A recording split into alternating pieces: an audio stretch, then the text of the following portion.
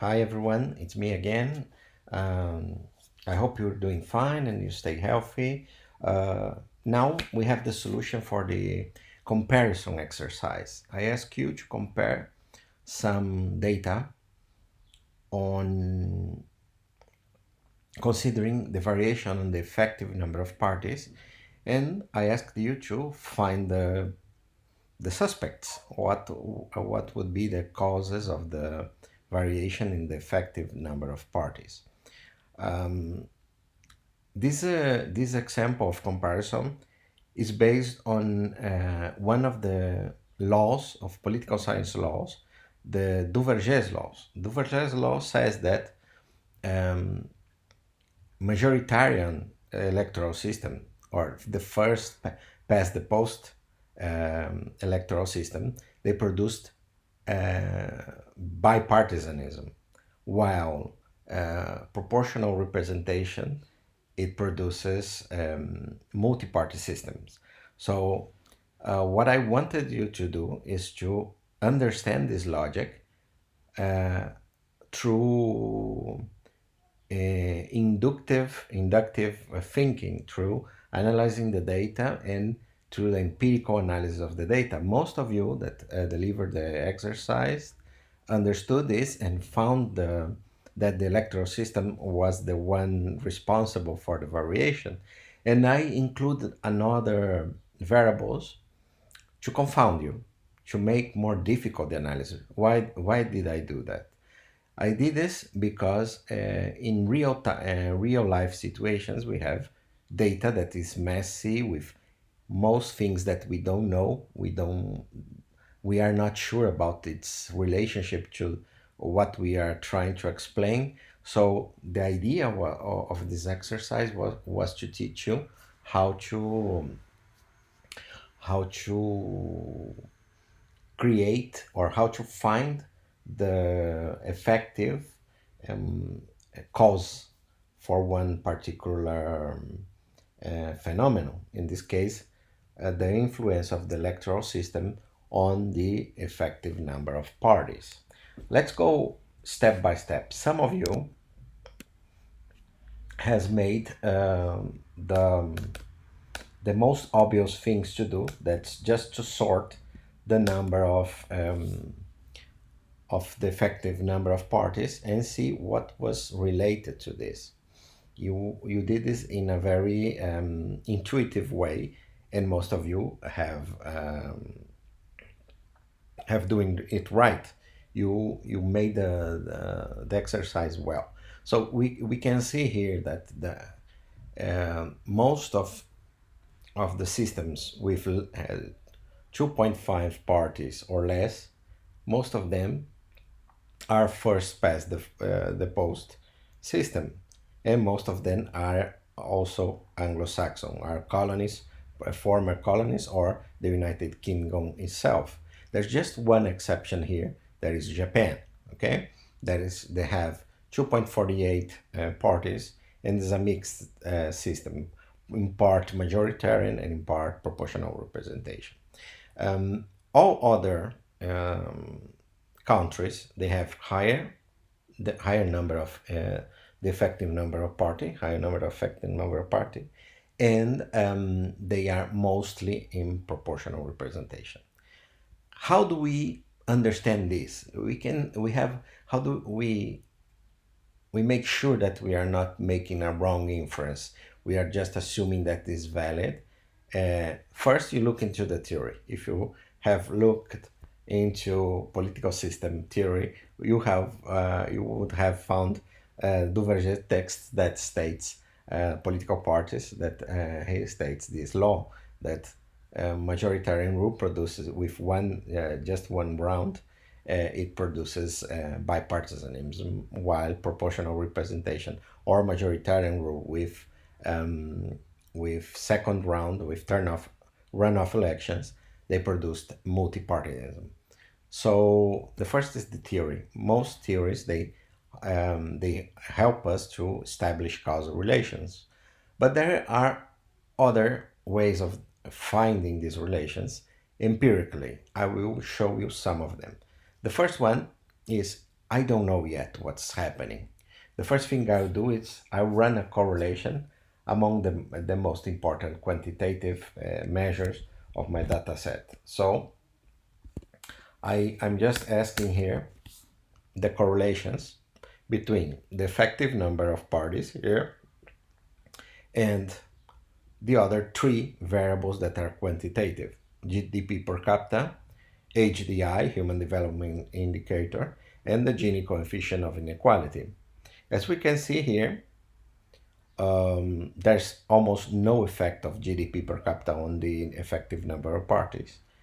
The effect of HDI on the effective number is very low, almost insignificant, and the Gini is moderate, a little bit low, but moderate effect on the effective number. So the more unequal, the the more unequal, the lower the no the sorry the more equal, the higher the effective number of parties. So we can see here this relationship between effective number of party and the Gini coefficient.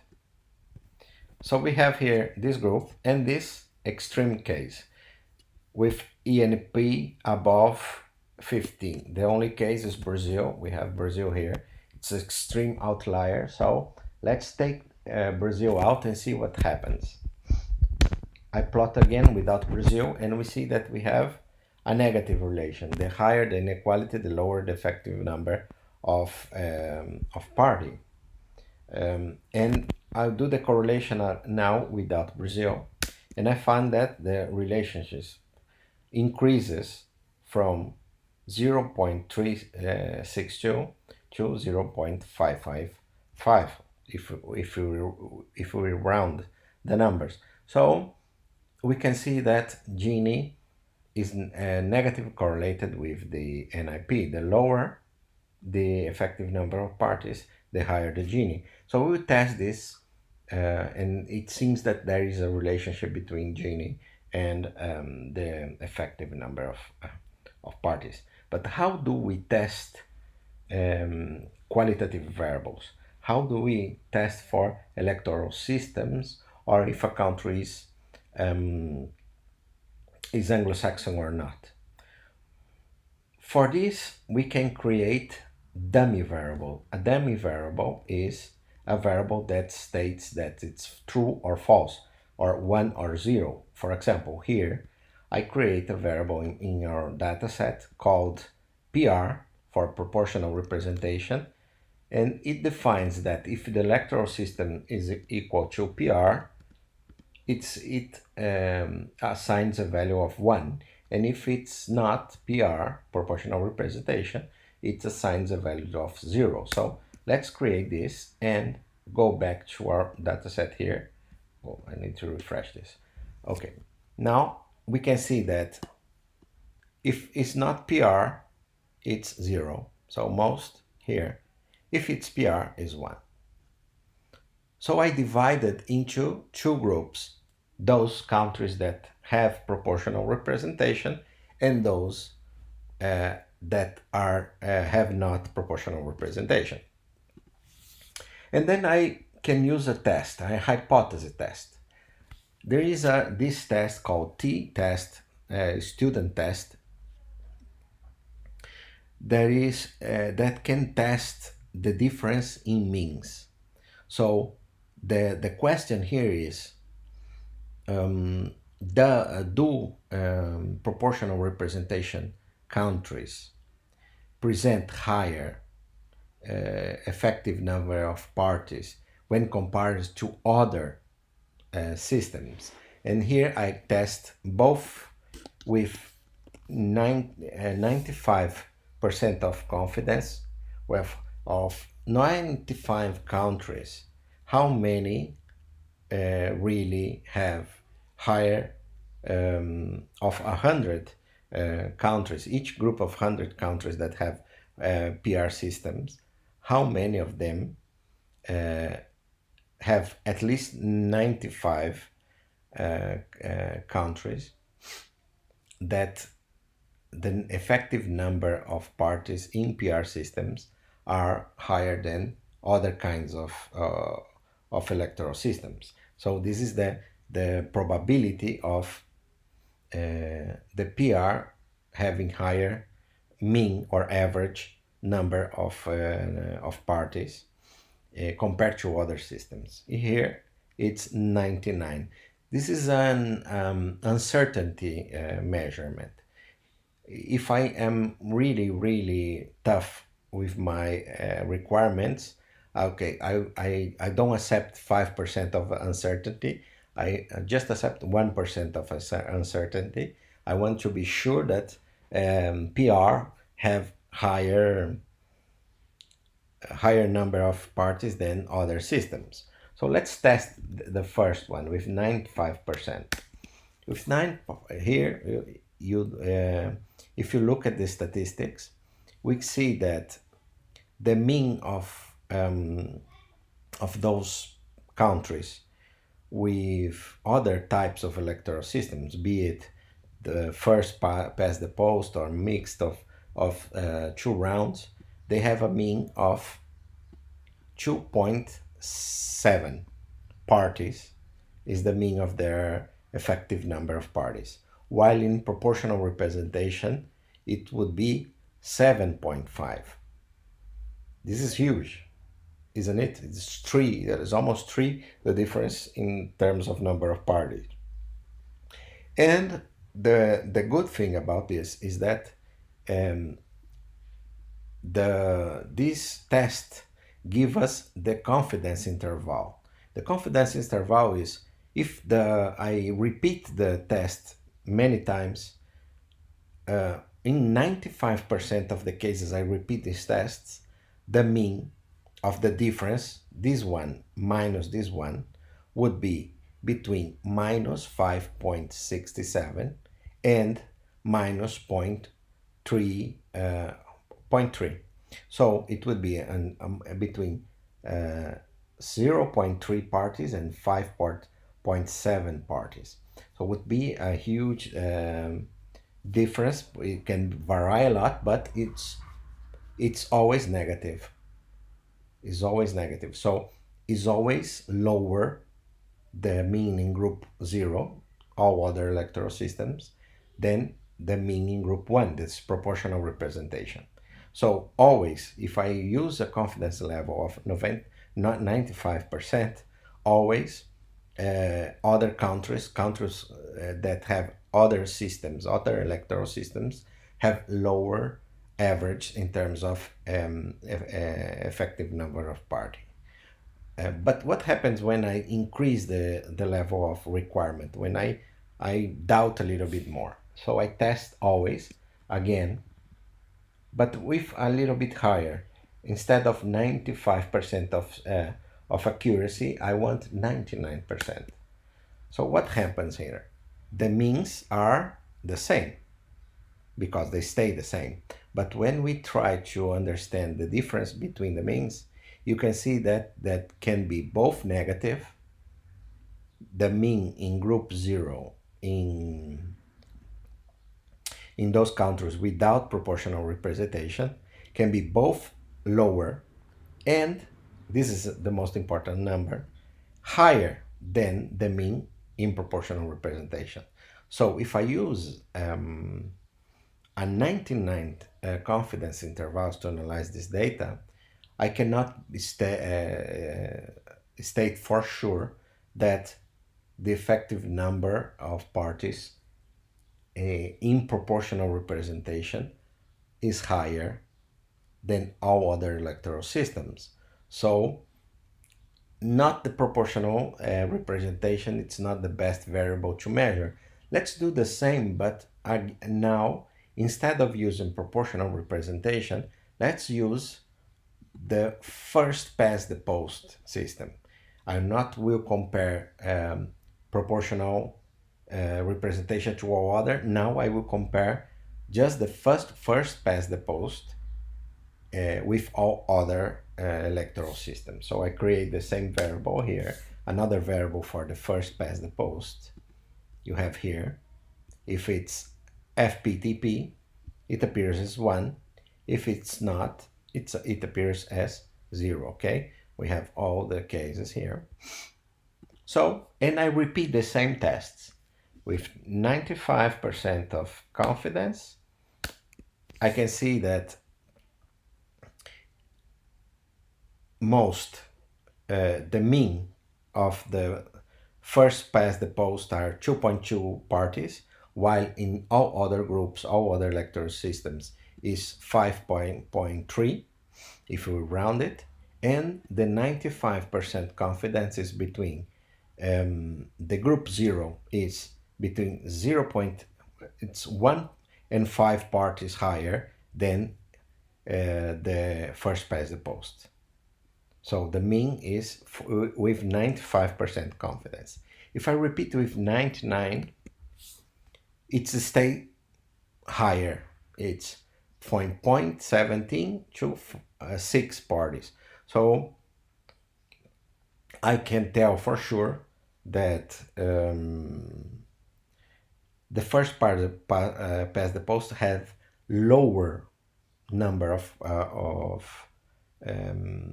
parties than all other electoral systems. So having the first past the posts decreases the number of parties, the effective number of parties.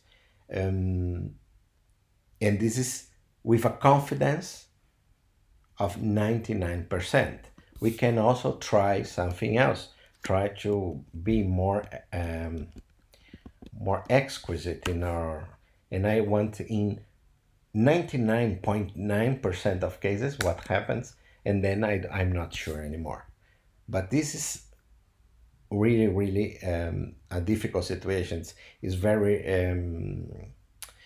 you need to have a lot of cases in order to be this to be true. We have just 20 cases, so 99% of cases is a really nice confidence level. We can be very sure about this. But we have also another variable called Anglo-Saxon Saxon countries. So some countries are former British countries or British colonies, or they are the United Kingdom itself. So if and what if it's not the electoral system, but the common cultural background, the things that really matter to explain the effective number of parties? Some One explanation would be the institutions, the type of electoral system, the laws that regulate how elections are held, affects the number of parties in contest. This is the electoral system explanation. Another potential explanation is due to their common or shared cultural background, they have the same way of running elections, and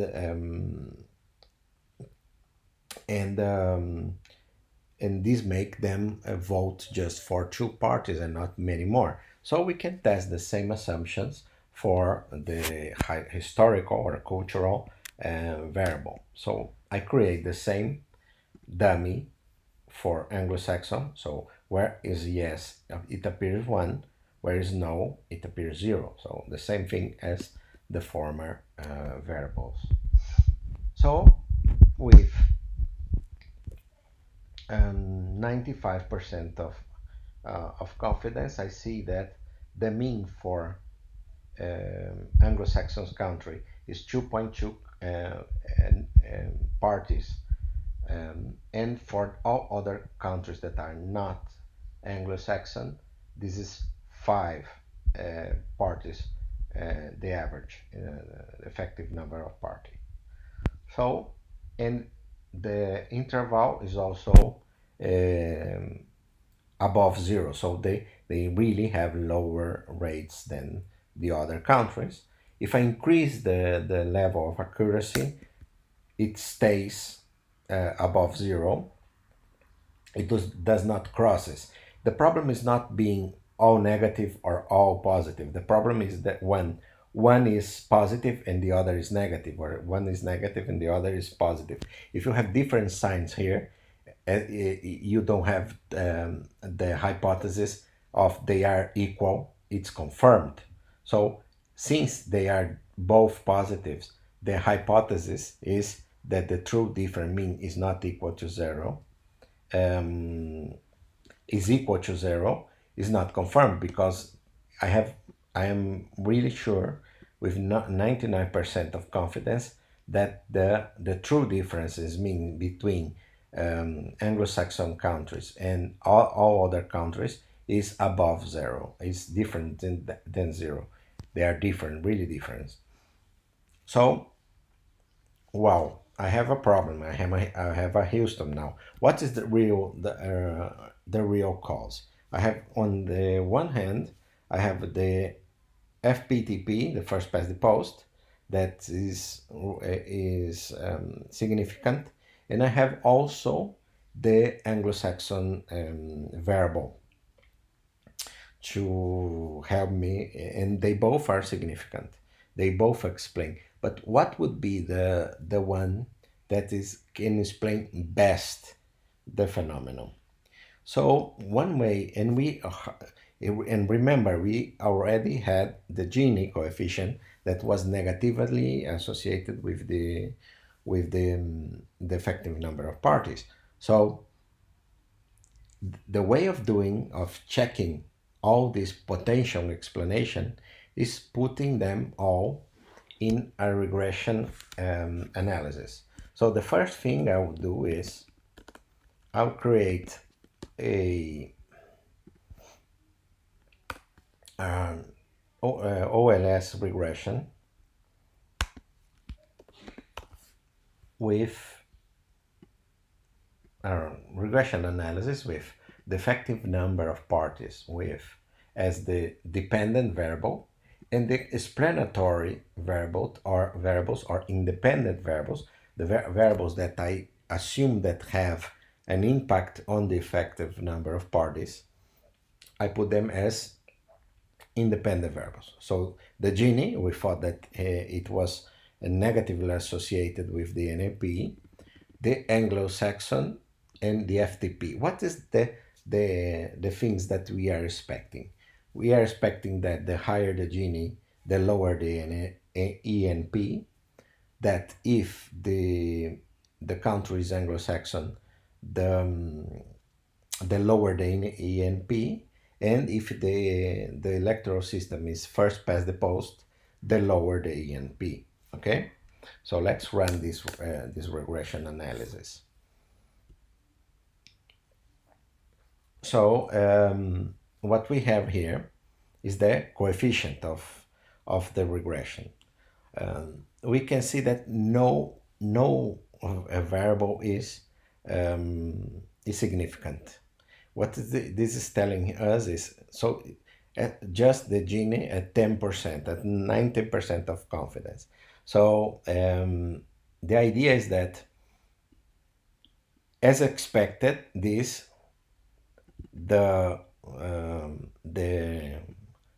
higher or the higher the ENP, the lower. If you have an Anglo-Saxon country, it decreases the number of parties, as well the first past the post. This is correct. The Gini coefficient is not working well. The problem is these two variables always they are measuring the same. If we look here, when we have first past the post, we almost always have Anglo-Saxon countries. They are almost the same, except for Taiwan, that is first past the post, but is not an Anglo-Saxon country. So in regression analysis, this could be causing when a problem in the estimation of the effects, inflating the variation, increasing the variance, increasing the effects of these variables. So we should test each one separately. So I will control the NIP here by Gini and Anglo-Saxon data, and after I will control by first past the post. So when I take off the first past the post from the equation, you can see that at 95%, we see that the Anglo-Saxon is significant. So yes, this is a cause that we can attribute. So being an Anglo-Saxon country decreases by an average of 3.7 parties in the effective number of parties of the countries observed. So we are estimating that the effect of being Anglo-Saxon decreases around 3.7 parties just for being Anglo-Saxon. And this is statistically significant at 95%, okay, of confidence. Like it's the same as the t-test, but here it makes the test for all variables. The Gini is not significant because it's just 90%. We used as a reference in social sciences 95% of confidence as the threshold for accepting or not accepting a null hypothesis. In the case, the null hypothesis would be Gini does not make any does not impact on the effective number. So if it's below 95, so I accept the null hypothesis that the Gini have no effect. But the Anglo-Saxon, it's above 95, so I accept that Anglo-Saxon countries have an effect on the effective number. So for make it more simple for you, if you have one, two, or three stars here, three asterisks, it's fine. It's working. If it's a point or nothing, it's basically when you read a regression, is because it does not affect your dependent variable. Okay, so another important thing to look at is the multiple r squared. The r squared is the same number when you do the scatter plot. You remember when you do the scatter plot, when in Excel it appears an r with a square, uh, 2 point, and the number is the same thing. This is the coefficient of determination.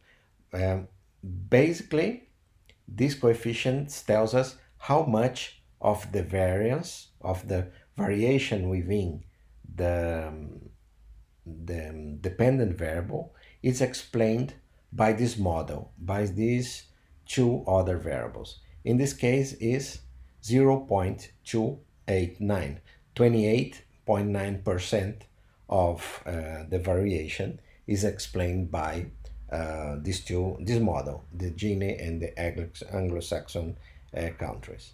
So let's change from Anglo-Saxon to first past the post electoral systems. And let's see what changes. Again, here we have a similar result. The Gini keeps with no effect whatsoever, significant effect, and the first past the post also have a very similar effect than the Anglo, and it's also significant. The difference here is that the first past the post adjusts better to the problem than the Anglo-Saxon countries. Why is that? Because we have, for example, Japan and Taiwan here. Taiwan in particular, we have Taiwan that is not Anglo-Saxon, but it's bipartisan and have first past the post. So the best explanation would be first past the post than Anglo, because not all Anglo-Saxon countries have not all cases of bipartisans are Anglo-Saxon, but almost all are first past the post.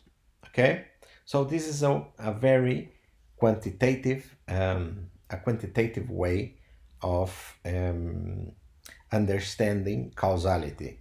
So I find that the real cause is the electoral system, and particularly the majoritarian rule.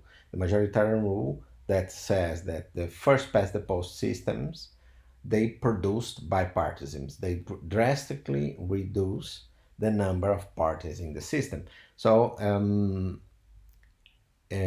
we find that through these exercises how the electoral law, the Duverger law, is confirmed in the data. You see that if you have a type of electoral systems, you end up having less parties than when compared to other electoral systems.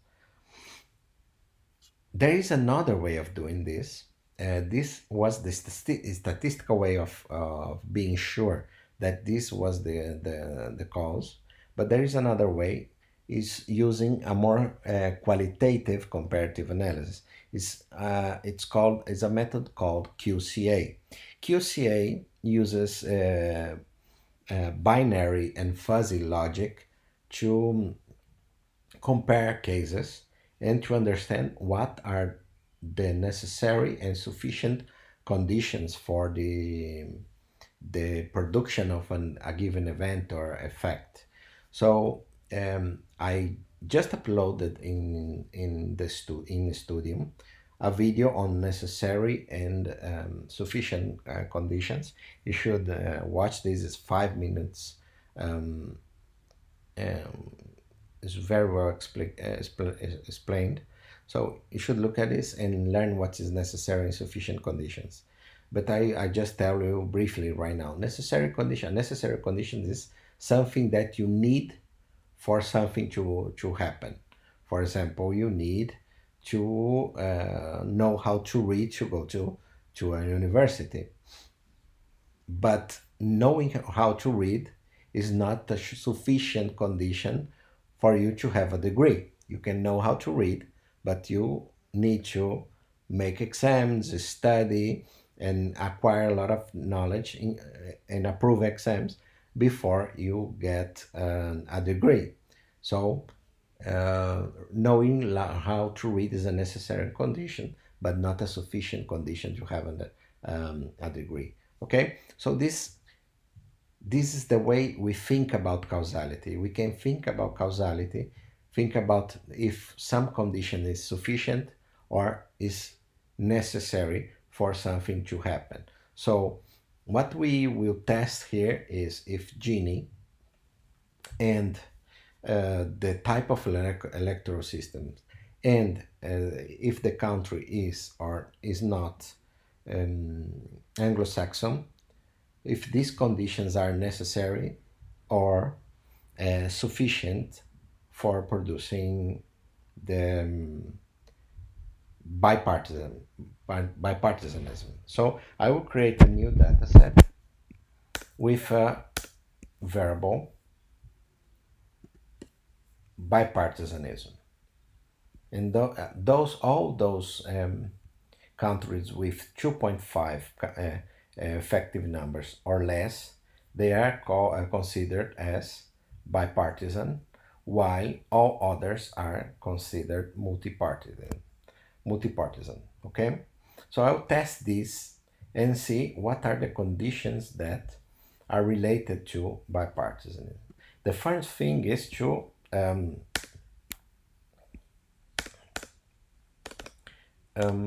just separate the data. I would separate bipart is my dependent variable here, and I select the three variables that we looked at before.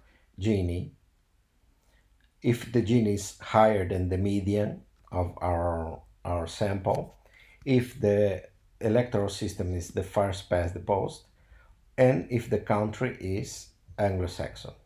We see that we have Gini, countries with higher Gini, both in bipartisans, that both have bipartisan, and high Gini in countries that are not bipartisan.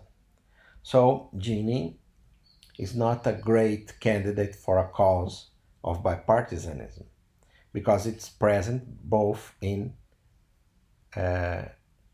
countries with bipartisanism and countries without it, with high levels of electoral fragmentation. What happens with the first past the post? First, the past the post, we see that most of all countries with first past the posts are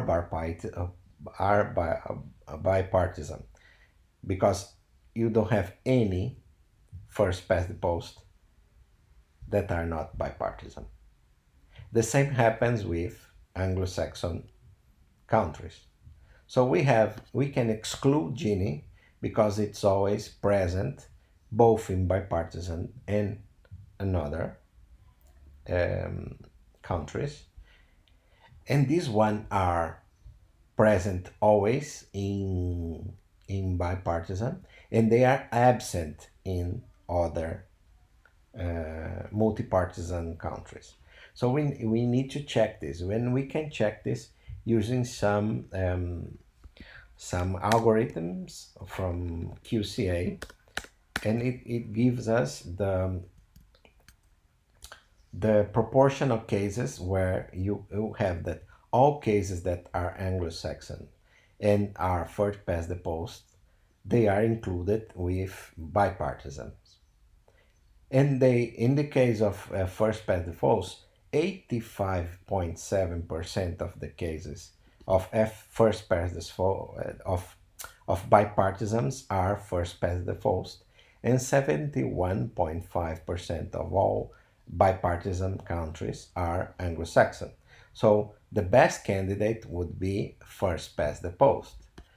We can use another algorithm that minimize the causal paths, the alternatives that can explain the phenomenon, and we can have here that all these countries here, the Taiwan, Canada, Belize, United States, India, and United Kingdom, the best explanation is first past the post because the covariance is 85.7% of cases of bipartisan cases are first past the post. So the software gives us this as the solution, the most probable cause for bipartisanism.